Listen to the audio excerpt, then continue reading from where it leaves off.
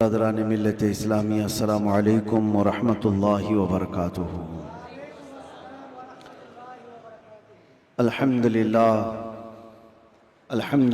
الحنان المنان الذي خلق الانسان وعلمه البيان والصلاة والسلام على رسوله سید الانس والجان وعلى آلہ واصحابہ ذوی الخیر والاحسان، اما بعد فأعوذ بالله من الشيطان الرجيم بسم الله الرحمن الرحيم يسألونك عن الروح قل الروح من أمر ربي صدق الله مولانا العظيم۔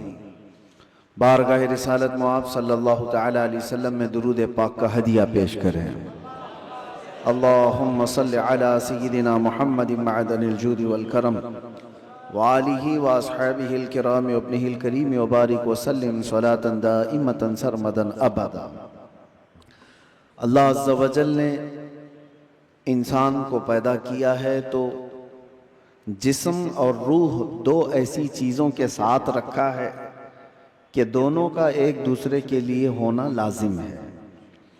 روح کے بغیر جسم کا بھی کوئی کام نہیں، اور روح ہے، جسم نہیں ہے تو اس روح کو بھی کوئی کام نہیں۔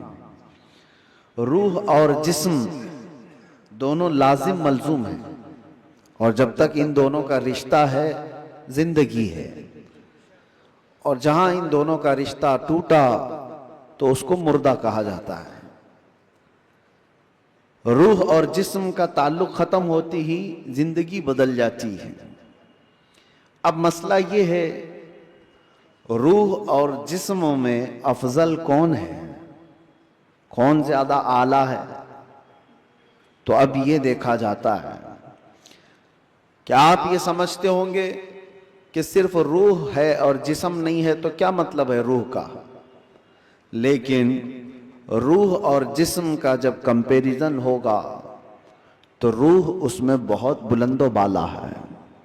اس کی وجہ یہ ہے کہ روح کے نکل جانے کے بعد جسم زیادہ دیر تک نہیں سلامت رہ سکتا۔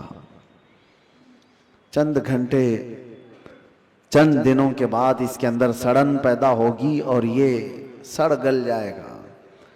روح کے نکلنے کے بعد جسموں کی کوئی اوقات نہیں رہ جاتی، جسم سب مٹی میں مل جاتے ہیں، گل جاتے ہیں۔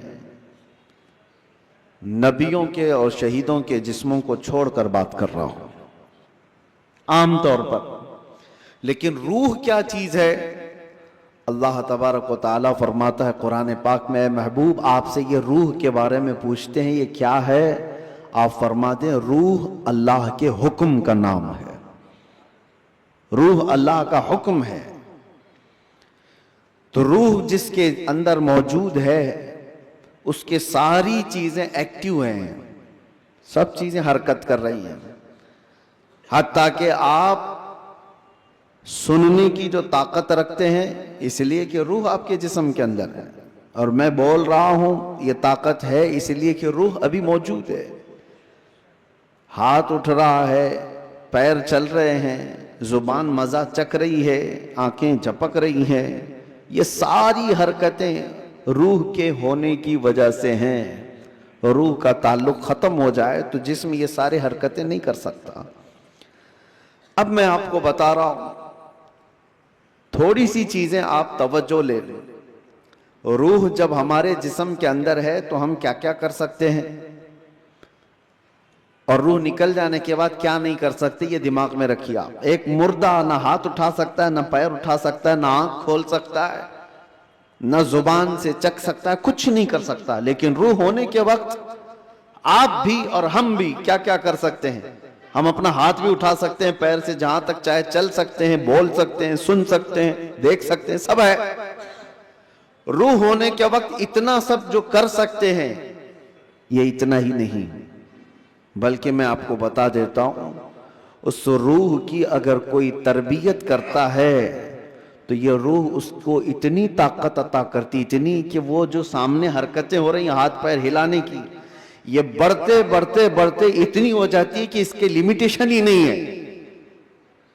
روح اس کو اتنی طاقت پہنچاتی ہے کہ آج روح میرے اندر ہے، میں سامنے کی دیوار تک دیکھ رہا ہوں، اور روح طاقتور ہو جائے تو ہو سکتا ہے وہ مشرق میں بیٹھ کر مغرب کے حالات کو دیکھ رہا ہو، وہ شمال میں بیٹھ کر کے جنوب کے حالات دیکھ سکتا ہے۔ روح کی طاقت جب بڑھ جاتی ہے تو ہو سکتا ہے آج میرا ہاتھ جتنا لمبا ہے وہاں تک کی چیز چھو سکتا ہوں، پکڑ سکتا ہوں، لیکن روح کی طاقت جب بڑھ جاتی ہے تو بیٹھے بیٹھے مدینہ طیبہ سے ملک شام میں بھی کسی کی مدد کر سکتا ہے۔ اب میں آتا ہوں اسی گفتگو پر، تو پھر میرے عزیزو، روح کی تربیت کے لیے کیا کرنا چاہیے؟ پورے دنیا بھر کے آپ دوسرے مذاہب میں بھی دیکھیں گے، ریلیجنز، وہ لوگ بھی تپسیا کر رہے ہیں، آتما کی شکتی حاصل کر رہے ہیں، الفاظ الگ ہیں، اور وہ پاور آف سول کہتے ہیں کرسچن لوگ، ہندو لوگ آتما کی شکتی کہتے ہیں۔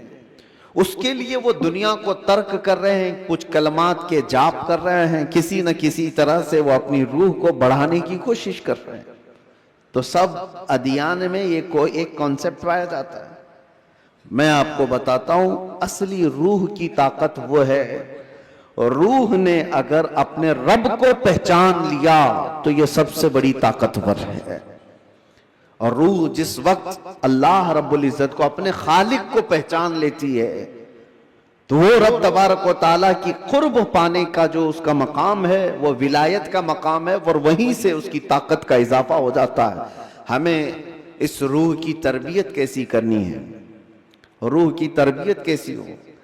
دیکھیں، آپ کو ایک سمپل سی بات بتا رہا ہوں، جسم کو صبح ناشتہ نہ کرو، دوپہر کا کھانا نہ کھاؤ تو شام تک آپ ہلنے لگ جائیں، اور اگر 3 وقت کا کھانا چھوڑو تو کمزوری جسم پر اور چہرے پر ظاہر ہونے لگ جائے گی۔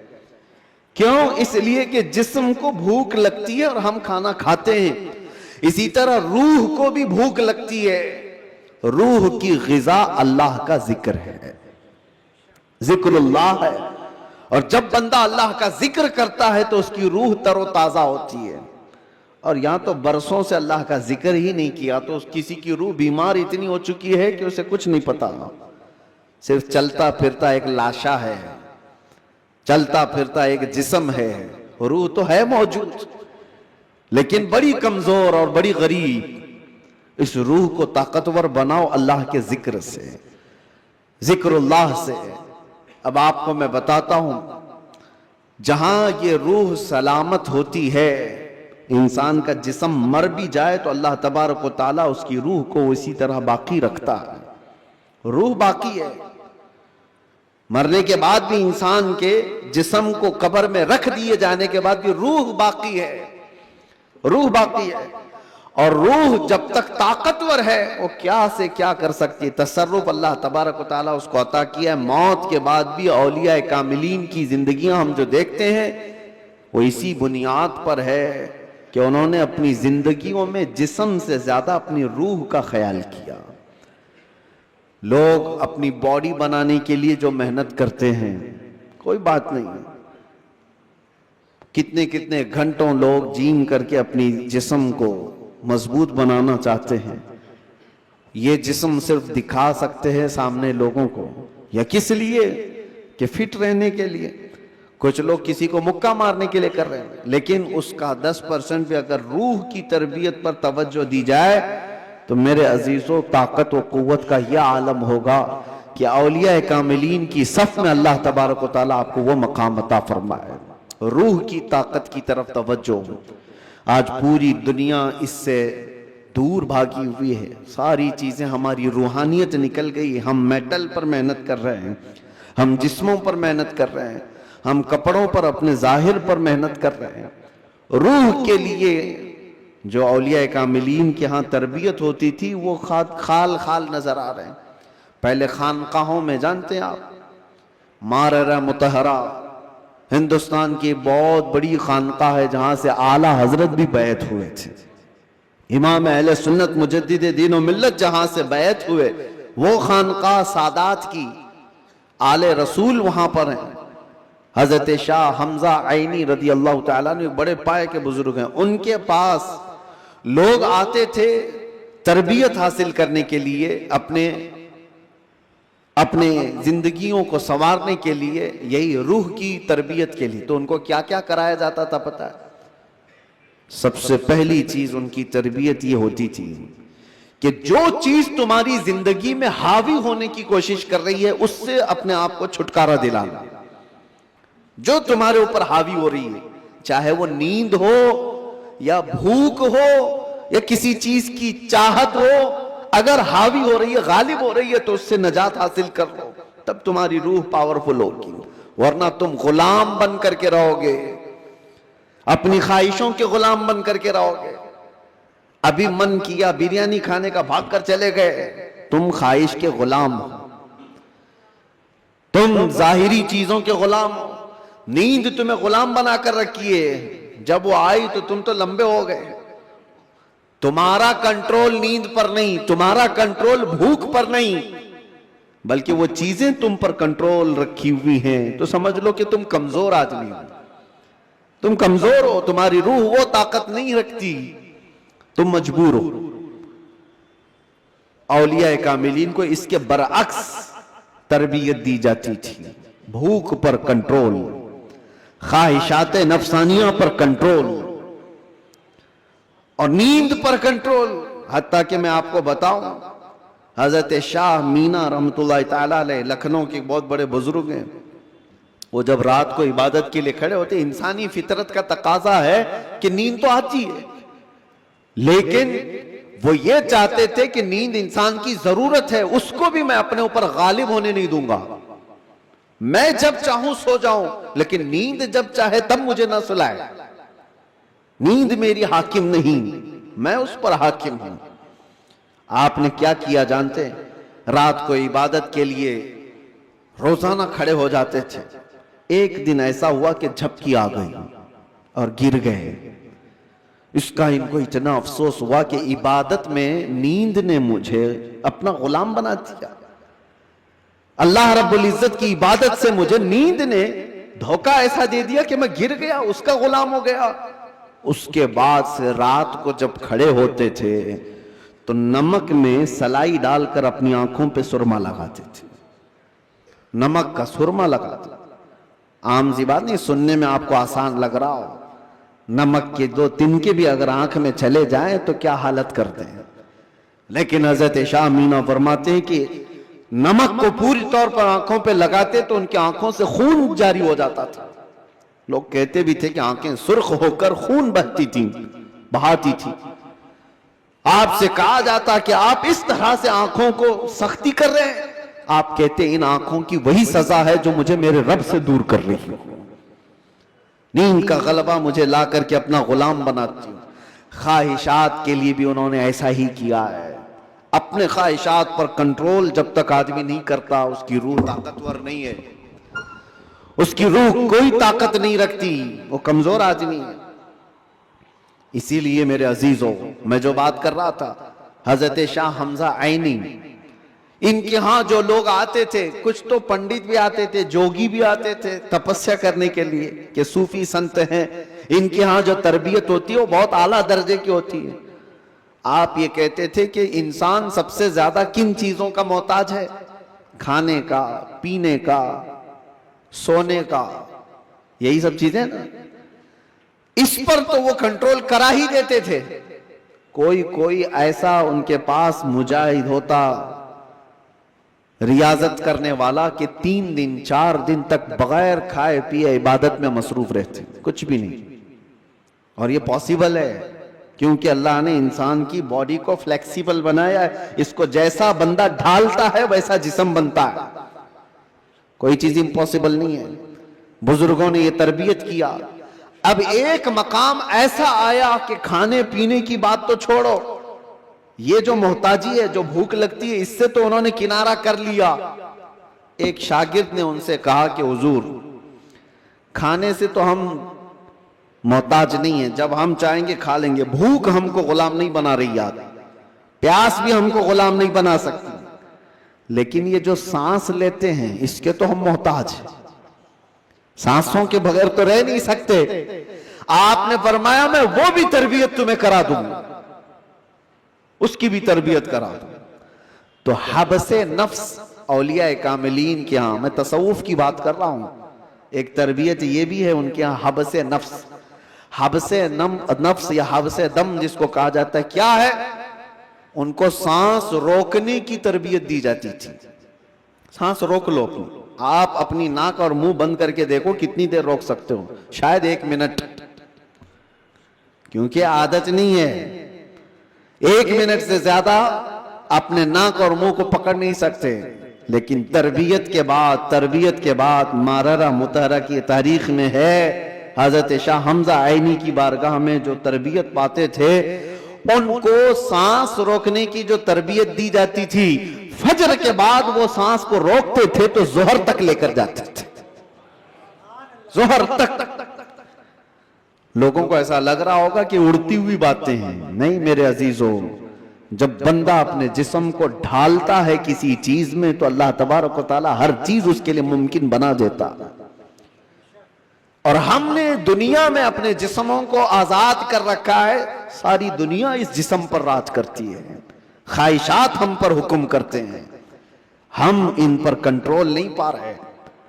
आज जरूरत इसी बात की है कि हम जिन चीजों के एडिक्ट होते जा रहे हैं उन चीजों को अपनी जिंदगी से दूर करते जाएं। कोई ख्वाहिशात ऐसी हैं जो मेरे ऊपर हावी हो रही हों, उन ख्वाहिशात से अपने दामन को छुड़ाने की कोशिश करें। और यही तरबियत बारगाह मुस्तफ़ा सल्लल्लाहु अलैहि वसल्लम की थी। एक बात मैं आपको बताता हूं, मजबूरी के आलम में भी औलिया कामिलीन ने अपने आप को दुनिया के हवाले नहीं किया, दुनिया के हवाले नहीं किया, वो बचने की हर मुमकिन कोशिश करते रहे। एक बुजुर्ग के मुतालिक हमने पढ़ा है, हजरत मुश्की रहमतुल्लाह अलैह, इराक के एक बुजुर्ग, लेकिन वो जवान शख्स, मुश्की गालिबन अब्दुल्लाह कुछ नाम था, बहुत खूबसूरत, देखने में बिल्कुल हैंडसम नौजवान, एक कपड़े की दुकान पर काम करते थे। शहर की एक अमीर औरत कपड़ा खरीदने आई और वो अय्याश औरत थी, उसने लड़के को देखा, नौजवान को, उस पर फरेफ्ता हो गई। बहाने से कपड़े की बहुत बड़ी थान खरीदा और उसके बाद उस नौजवान से कहा क्या तुम मेरे महल तक पहुंचाओगे, मैं उसकी उजरत दूंगी। भोला भाला नौजवान कपड़े उठा लिया और चल पड़ा। उस खातून के घर जब पहुंचे तो उसने कपड़े की वो थान अंदर रखवाई और कमरे में उसे बुलाकर दरवाजे बंद कर दिए। और उसके बाद उस नौजवान से कहा कि तू अब आजाद नहीं है, तू मेरे पास कैद है, मैं तुझे यहां पर इस बहाने से ले आई हूं, तुझे जो चाहिए वो मैं दे दूंगी, माल दौलत जो भी है, लेकिन मेरी ख्वाहिशात पूरी कर दे। वो कांपने लग गए। अल्लाह का खौफ, अल्लाह का डर, जिसकी रूह मजबूत और ताकतवर होती है, हर मुसीबत से उसको किसी न किसी तरह बचा लेती है, अल्लाह का फजल होता है। उस नौजवान ने कहा यह हरगिज मैं नहीं कर सकता, मैं नहीं कर सकता। उस खातून ने कहा तो फिर तुम यहां से बच के भी नहीं जा सकते, किसी हालत में तुम बच के भी नहीं जा सकते, और ना किसी को पता है कि तुम यहां अंदर हो। कल को मैं ये इल्जाम भी लगा सकती हूं कि तुमने मेरी इज्जत को तार तार किया है और तुम्हें मैं फांसी की सजा भी दिला सकती हूं। उस नौजवान की मजबूरी देखें कि खातून ने ऐसे उसके ऊपर हावी होने की कोशिश की कि किसी भी तरह से उसको गुनाह की सरजमीन पर धकेल दे। लेकिन ये नौजवान है, अचानक न जाने दिलो दिमाग में क्या ख्याल आया, कहा कि ठीक है मुझे इस्तिंजा करना है, तहारत, टॉयलेट जाना है। उसने कहा यहीं अंदर ही है, अंदर तुम फारिग हो जाओ। तो वो तहारत खाने में गया, नौजवान कुछ नहीं देखा, वहां की गलाजत उठा करके अपने चेहरे पर, अपने जिस्म पर सब लगा लिया और बाहर आया उस खातून के पास। उस औरत ने देखा कि बदबू और ये गलाजत ये जिस्म पर, वो चीख मारकर दरवाजे खोलती है कि कोई पागल आया, इसको घर से निकालो, जल्दी यहां से निकालो इसको। तो सारे लोगों ने पकड़ करके इनको निकाल दिया। एक पागल नौजवान घर के अंदर कैसे घुस आया। इनको इसकी नहीं पड़ी थी कि मुझे लोग पागल कहें, लोग मेरी बदबू को देखें, लोग मुझे गलाजत मला हुआ शख्स कहें, कुछ फिक्र नहीं थी। وہ نوجوان وہاں سے نکلا اور راستے میں ایک کنویں میں جا کر اس نے غسل کیا.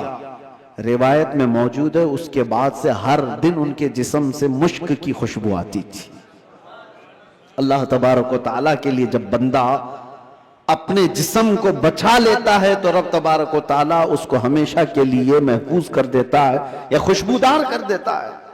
یہ بات میں اس لیے عرض کر رہا ہوں کہ جن لوگوں نے خواہشات پر کنٹرول پا لیا وہ تھوڑی دیر کی تکلیف تو ہو سکتی ہے لیکن ہمیشہ کے لیے اللہ عز و جل ایسی عزت بخشتا ہے کہ آپ اس کو گمان بھی نہیں کر سکتے، گمان بھی نہیں کر سکتے. آج ہمارے روحوں کی تربیت کی ضرورت ہے. جسم سے زیادہ روح کی تربیت کرو. اور جس کی روح غلیظ ہو گئی ہے اس روح کا لوگوں کے درمیان رہنا ایک مردے کی طرح ہے، مردے کی طرح ہے. اسی لیے میں نے دیکھا ہے تاریخ میں، آپ کو پتا ہے حضرت صابر کلیری رحمۃ اللہ تعالی علیہ کے متعلق آپ نے سنا ہوگا کہ آپ سے آپ کے مرید نے پوچھا تھا کہ فنا اور بقا کیا چیز ہے، تو آپ نے فرمایا تھا کہ میں تم کو بعد میں بتاؤں گا. فنا اور بقا، فنا کا مطلب ختم ہو گیا، بقا کا مطلب باقی رہنے والا.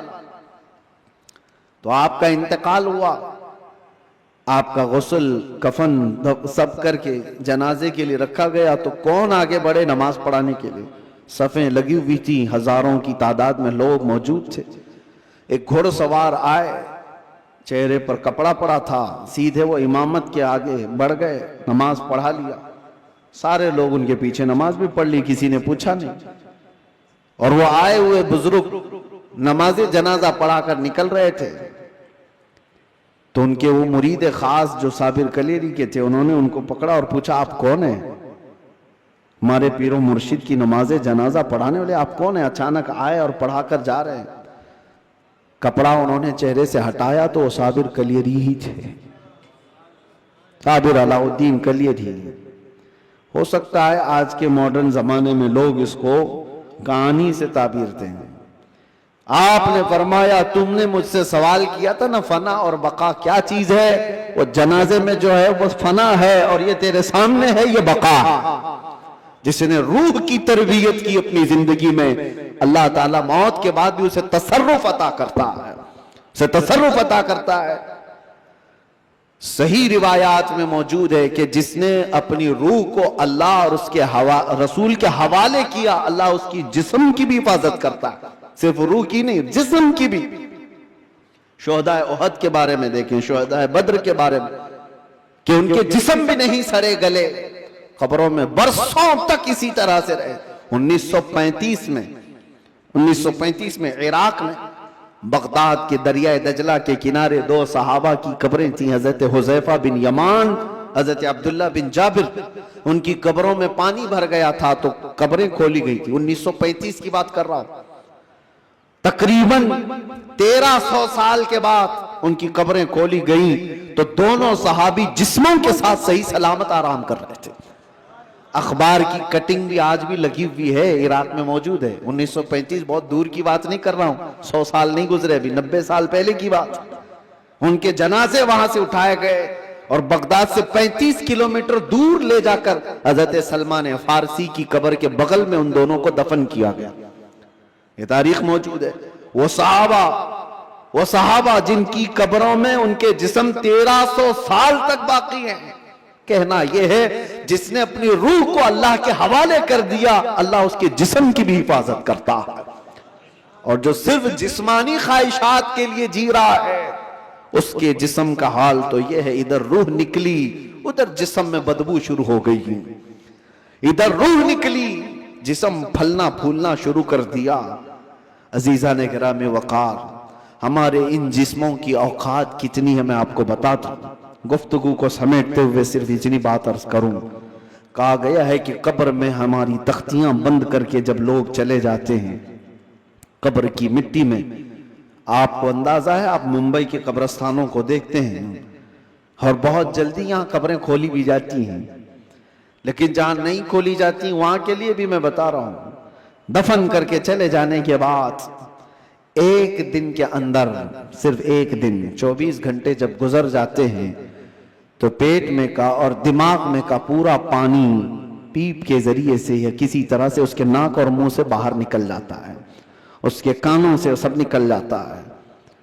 اور اس کے بعد دن جیسے جیسے گزرتے جاتے ہیں، اگر قبر کے حشرات یعنی کیڑے مکوڑے اس کے جسم کو کھانے لگ گئے تو بہت جلدی وہ گلنا شروع کر دیتا ہے۔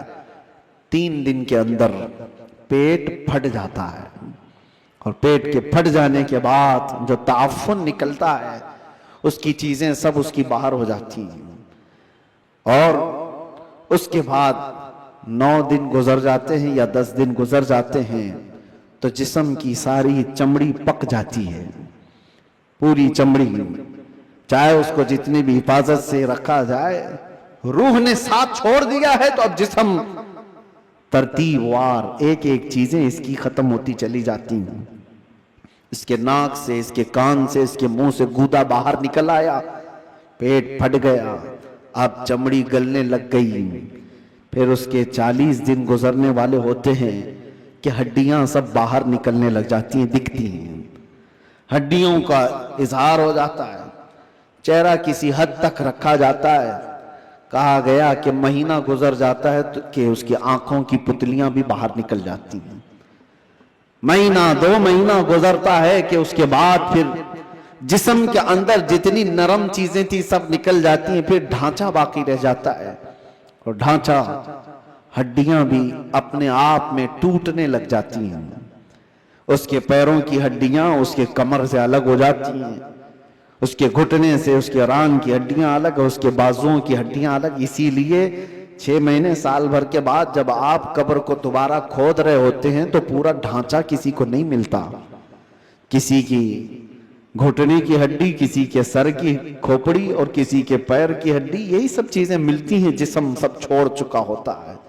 یہ وہی جسم ہے جس کو ہم گھنٹوں آئینے کے سامنے سجا رہے ہوتے ہیں، یہ وہی جسم ہے جس کے اوپر ہم اپنی محنت خرچ کر رہے ہیں، چاہے وہ جیم میں جا کر، میں نہیں کہتا کہ فٹ نہیں رہنا چاہیے، فٹ رہنا چاہیے، لیکن یہ نہیں ہے کہ کل محنت ہم اپنے جسم پر لگائیں اور روح کا خیال بھی نہیں کیا کریں، روح کا خیال ہی نہیں کیا تو یہ جسم جس وقت ساتھ چھوڑ دیتا ہے تو میرے عزیزوں بہت برا حشر ہو جاتا ہے۔ مولا علی کرم اللہ وجہہ الکریم ایک بار قبرستان تشریف لے گئے، قبروں کو سلام کیا، السلام علیکم یا اہل القبور، اور اس کے بعد وہ مولا کائنات ہیں، قبر والوں سے یوں کہتے ہیں کیف احوالکم یا اہل القبور، اے قبروں والے تمہارے حالتیں کیا ہیں؟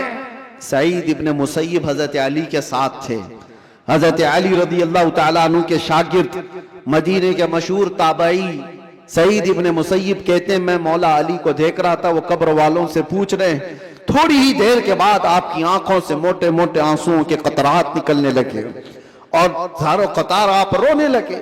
سعید ابن مسیب پوچھتے ہیں مولا علی کرم اللہ وجہہ الکریم سے کہ سرکار آپ ان سے بات کر رہے ہیں اور رو کس بات پر رہے ہیں؟ مولا علی نے فرمایا میں نے ان سے صرف اتنا پوچھا کہ تمہاری حالتیں کیا ہیں، تو قبر والوں نے مجھے جواب دیا اے علی ہماری کیا حالتیں پوچھتے ہو، اس چہرے کو رب تبارک و تعالیٰ نے بچھوؤں کی غذا بنا دیا ہے جس کو ہم سجایا کرتے تھے، ان بالوں کو جن میں ہم کنگا کرتے تھے پیپ نکل آیا ہے، کیڑے کھینچ رہے ہیں، ہماری ان آنکھوں کو آج خیرہ کر دیا گیا ہے، ان آنکھوں کو سیاہ کر دیا گیا ہے، ہمارے وہ بازو جس پر ہمیں بڑا ناز تھا ہم آج ہلا بھی نہیں پاتے اور ان کو بڑی مضبوطی کے ساتھ توڑ دیا گیا ہے، ختم کر دیا گیا ہے۔ حضرت علی کرم اللہ وجہہ الکریم سعید ابن مسیب سے کہتے ہیں قبر والوں کے یہ جواب سن کر بتاؤ کیا میں مسکرا سکتا ہوں، کیا میں ہنس سکتا ہوں؟ تو پھر اللہ کا خوف ہے کہ میں زارو قطار رو پڑا۔ میرے عزیزو ہم سب بھی اسی منزل کے راہی ہیں، ہم بھی اسی آخری مکان کے مسافر ہیں جہاں ہم سب کے ساتھ یہ ہونا ہے۔ اس لیے جب تک رب تبارک و تعالیٰ نے ہمارے جسم میں روح باقی رکھا ہے اس روح کی توجہ کرو، اس کی تربیت کرو، ورنہ وقت گزر جانے کے بعد قرآن پاک میں ہے کئی ایسے لوگ ہیں جو کہتے ہیں رب تعالیٰ سے، کیا کہتے ہیں؟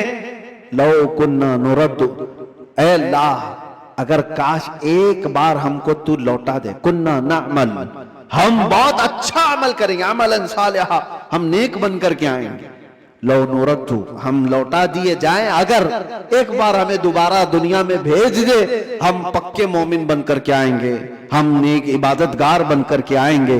رب تعالیٰ فرماتا ہے کلا، ہرگز نہیں، جو وقت تھا وہ بیت چکا، اب عمل کا وقت نہیں، اب صرف حساب کا وقت ہے، اب صرف حساب کا وقت ہے۔ اسی لیے عربی میں ایک مقولہ میں پڑھتا تھا اپنے طالب علمی کے زمانے میں نے تو اپنے سرانے پر اس کو لگایا ہوا تھا، حاسبو قبل ان تحاسبو، اپنا حساب پہلے پورا کر لو اس سے پہلے کہ تمہارا حساب لیا جائے، اپنا کیلکولیشن پورا کریکٹ کر کے رکھ لو کہ اس سے پہلے کہ تمہارا حساب لیا جائے۔ عزیزان گرامی، آج ہماری زندگیاں ایسی ہیں، ہم انکم ٹیکس کے ڈر سے تو اپنا حساب پورا صحیح کرنے کی کوشش تو کرتے ہیں، سی اے کو دے دیا، اس کو دے دیا، سب سے پوچھ تاچھ کر کے کہ کہیں کوئی لوپ ہولز نہ رہ جائے تاکہ ہم پکڑ میں نہ آئیں۔ بینکوں کے معاملات صحیح کر رہے ہیں کہ کہیں ہم ای ڈی کے چھاپے میں نہ آ جائیں، انکم ٹیکس کے چھاپے میں نہ آ جائیں۔ یہ زیادہ سے زیادہ تمہیں کیا کر سکتے ہیں، اس زندگی میں ہی تو سزا دے سکتے ہیں، لیکن ان کو چھپا بھی سکتے ہو اپنے معاملات۔ سی اے تمہیں چھوٹے راستے بھی بتاتا ہے اور الگ شارٹ راستے بھی بتاتا ہے، لیکن اس رب العالمین کی بارگاہ میں تم کوئی ہیلا بہانہ نہیں کر سکتے۔ یعلم خائنۃ الاعین وما تخفی الصدور، وہ تمہاری آنکھوں کی خیانت کو بھی دیکھ رہا ہے اور دل میں چھپے ہوئے حالات کو بھی دیکھ رہا ہے۔ اس کے دربار میں کیا چھپا سکتے ہو؟ اور جو فرشتے تمہیں قبر میں پوچھنے آئیں گے وہ رشوت بھی نہیں لیتے ہیں، وہ کسی کے بارے میں سفارش کو قبول بھی نہیں کرتے، ان کا حال تو یہ ہے جتنا رب نے ان کو حکم دیا وہ پورا کر کے ہی رہتے ہیں۔ اگر فرشتہ رشوت لینے والا ہوتا تو کتنے تو مالدار پیسے دے کر اسرائیل علیہ السلام سے جان تو بچا لیتے، اپنی روح نکالے جانے سے بچا تو لیتے۔ جہاں بندہ ڈاکٹروں کو پیسے دیتا ہے، ملک الموت کو بھی تو دے سکتا تھا، لیکن پوری دنیا کو یہ معلوم ہے کہ یہ فرشتہ رشوت نہیں لیتا، نہ ہی یہ کسی کو ایک منٹ آگے پیچھے ہونے دیتا ہے۔ جب یہ سارے معاملات طے ہیں اور سب کو معلوم ہے تو آؤ میرے عزیزو اس بارگاہ مصطفیٰ صلی اللہ علیہ وسلم میں، جہاں میرے آقا صلی اللہ تعالیٰ علیہ وسلم نے انسانوں کی تربیت فرمائی، ان کی روح کی تربیت فرمائی۔ وہ کون تھے جو صحابہ بنے؟ شراب کی زندگیاں ان کی بھی تھی، جوئے کی زندگیاں ان کی بھی تھی، بچیوں کو پیدا ہوتے ہی گردن مروڑ کر کے مار دینے والی زندگیاں ان کی بھی تھی، ماں اور بہنوں کو بازاروں میں نیلام کر دیا جاتا تھا، عرب کی یہ زندگی تھی۔ لیکن ایک عرب نے آدمی کا بول بالا کر دیا، خاک کے ذروں کو ہمدوش سریا کر دیا، خود نہ تھے جو راہ پر اوروں کے ہادی بن گئے، کیا نظر تھی جس نے مردوں کو مسیحا کر دیا۔ میرے آقا صلی اللہ تعالیٰ علیہ وسلم نے پھر ان کو کس مقام پر پہنچایا؟ یہ وہ عرب کے بدو لوگ تھے جن کو دنیا وحشی کہتی تھی، مگر میرے مصطفیٰ صلی اللہ علیہ وسلم کی تربیت میں آئے تو پھر مقام یہ بنا اصحابی کالنجوم۔ خود میرے آقا نے فرمایا میرے صحابہ ستاروں کی مانند ہے، جس کی بھی پیروی کرو گے ہدایت پا جاؤ گے۔ ان کو بلند مقام ہوا عطا کیا کہ چاند بھی ان کو دیکھے تو رشک کرے۔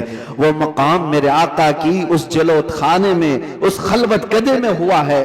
اسی لیے دنیا کی یونیورسٹیاں، دنیا کے اسکول جسم تو بنا سکتے ہیں اور مدینے کا دربار تمہاری روح کو بناتا ہے، روح کو بناتا ہے۔ بارگاہ مصطفیٰ صلی اللہ علیہ وسلم میں ہم اپنے آپ کو سرنڈر کریں، اور اسی لیے میرے آقا نے فرمایا لا یؤمن احدکم حتی یکون ہواہ تبعا لما جئت بہ، اس وقت تک تم میں سے کوئی بھی مومن نہیں ہو سکتا جب تک اپنی خواہشات کو میری مرضی کے مطابق نہ بناتے۔